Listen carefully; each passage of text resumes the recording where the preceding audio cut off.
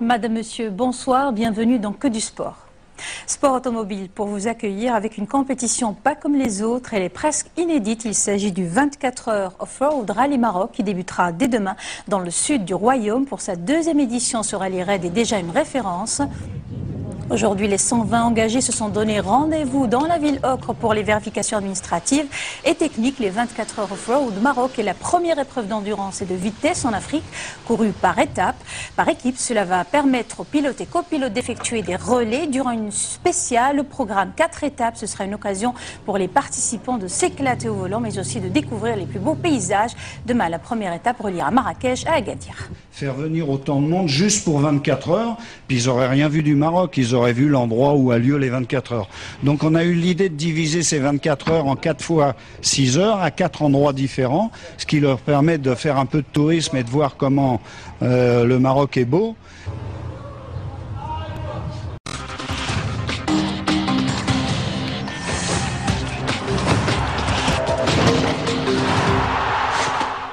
Madame, Monsieur, bonsoir, heureuse de vous accueillir dans Que du sport. Place aux 4 roues avec le 24 heures Off-Road Rallye Maroc. Les choses sérieuses ont débuté aujourd'hui dans les environs de Marrakech sur un circuit de 38 km.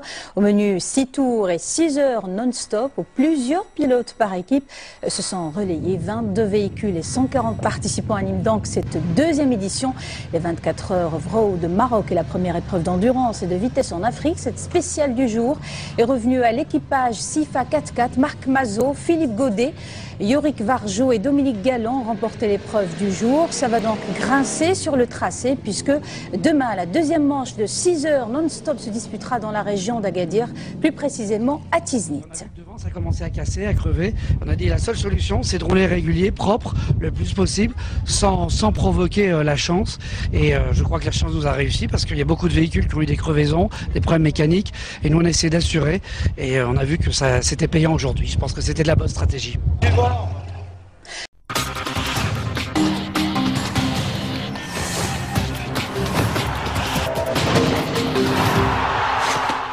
Madame, Monsieur, bonsoir, bienvenue dans Que du sport.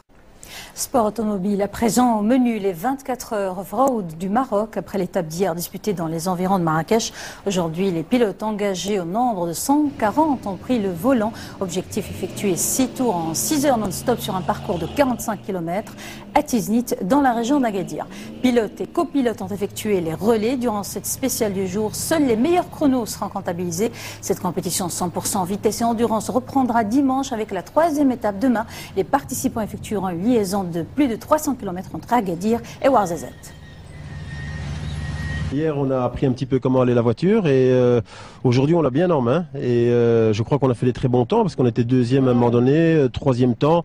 Donc avec les buggy qu'il y a, donc c'est vrai que c'est pas évident parce que c'est pas la même catégorie. Donc avec cette voiture-ci, c'est des très très bons temps. Donc on est très content de notre journée.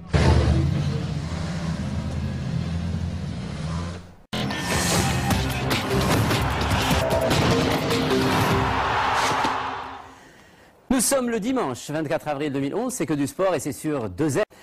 Notre tour du Maroc sport se poursuit, direction Ouarzazate, sport mécanique toujours, avec cette fois la 3e étape des 24 heures off-road du Maroc, une manifestation sportive qui en est, elle, à sa 2e édition. Le reportage est de Youssef Souhaili et Hichem Chekdal, le récit est de Jamel Oualem.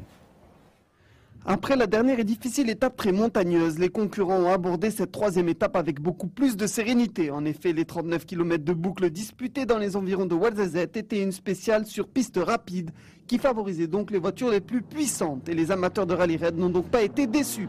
La véritable bagarre qui opposait l'équipage du multiple champion de la catégorie, le français Jean-Louis Schlesser, à celui du Morocco Racing Team Jean-Jacques Radelet, a tourné en faveur du pilote du rallye Sport Ironman. Jean-Louis Schlesser, double vainqueur du rallye Dakar, a passé la ligne d'arrivée le premier après 6 heures de course, remportant sa 2e étape d'affilée et s'emparant du même coup de la tête du classement général. Écoutez, pour moi ça a été parfait. Bon, il a fallu doubler les petits copains.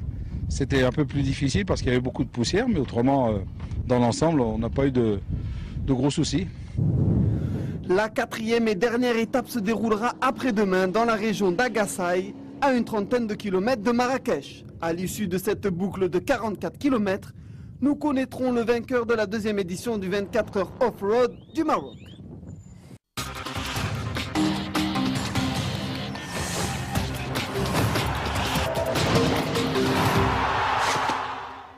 Madame, Monsieur, bonsoir. Bienvenue dans Que du sport. Place aux 24 heures off-road Rallye Maroc. Cette compétition, pas comme les autres, touche à sa fin. Aujourd'hui, c'était la 4e et dernière étape. 22 véhicules et pas moins de 140 pilotes ont égayé cette deuxième édition, disputée dans le sud marocain, de Marrakech, passant par Agadir, puis Ouarzazate pour finalement revenir au point de départ, c'est-à-dire la ville ocre.